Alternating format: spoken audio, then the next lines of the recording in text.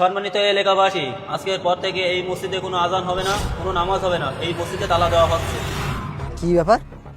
ইমাম সাহেব মাথা ঠিক আছে তো? মসজিদের মাইকে কি বলতেছে উনি সব?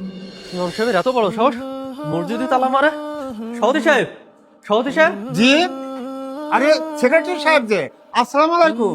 আপনি কিছু শুনেছেন? কি মসজিদের ইমাম সাহেব নাকি মসজিদে তালা মারতেছে। ওই মসজিদে নাকি আর নামাজ হবে না। কি মসজিদে নামাজ হবে না? ইমাম সাহেবের এত বড় সাহস! চলুন দেখি চলেন। কে?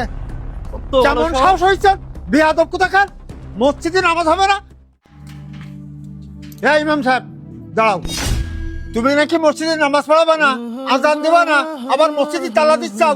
মাইকের সমস্ত কি শুনছিস কি তোমার? সভাপতি সাহেব, আপনি ঠিকই শুনেছেন, এই মসজিদে আজান হবে না, নামাজও হবে না। নামাজ আজান হবে না মানে? আপনি কি বলতে চাচ্ছেন এসব? আমি যা বলতেছি সব ঠিকই বলতেছি। ঠিকই বলতেছ মানে? সভাপতি সাহেব, যে মসজিদে আমি কোরআনের আয়াত বোঝাতে পারি না, হাদিসের কথা বলতে পারি না, যে আল্লাহর করে সত্য কথা বললে রাজনীতির অভিযোগ আছে, সেখানে নামাজ পড়ে কি লাভ হবে? সেখানে আজান দিয়ে কি হবে? এসব কি বলছো তুমি? হাদিস কোরআনের আলোকে কথা বলবা? তোমাকে কে বাধা দিচ্ছে আমাকে বলো। সভাপতি সাহেব, আপনারা তো মসজিদে আমার ঘুষির বিরুদ্ধে কথা বলতে দেন না, সুদের বিপক্ষে কথা বলতে দেন না, আর কোরআনের আইনের সম্পর্কে কথা বলতে গেলে রাজনীতি সম্পর্কে কথা হয়ে যায় আপনাদের কাছে।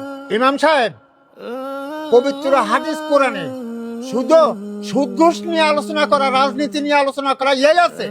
তুমি নামাজ নিয়ে আলোচনা করো, তারপরে রোজা নিয়ে আলোচনা করো, ফিতরা যাকাত নিয়ে আলোচনা করো, হজ নিয়ে আলোচনা করো, ইতিম মিসকিন নিয়ে আলোচনা করো। তুমি শুধু সুদ ঘুষ এই সমস্ত কথা কি তোমারও? সভাপতি সাহেব, সুদ ঘুষ সম্পূর্ণ হারাম। সুদ ঘুষের বিরুদ্ধে আল্লাহ এবং আল্লাহ রাসূল যুদ্ধ ঘোষণা করেছেন। এখানে তো আমরা কোনো ব্যক্তিগত কোনো কথা বলি না, এখানে কথা বলি কোরআন হাদিসের আলোকে। আপনাদের মসজিদে কোরআন হাদিস সম্পর্কে কথা বলে সেটা আপনাদের কাছে রাজনীতি হয়ে যায়। এখানে সভাপতি সাহেব আমি আর চাকরি করতে চাচ্ছি না। যাই হোক সভাপতি সাহেব, এই নেন আপনার মসজিদের চাবি। আমি আর এই মসজিদে চাকরি করবো না। যে মসজিদে নসিহত দিলে রাজনীতি হয়ে যায়, যেখানে কোরআন হাদিসের কথা বলা যায় না, সেখানে আমি আর চাকরি করতে চাচ্ছি না সভাপতি সাহেব। আপনারা অন্য ইমাম দেখেন।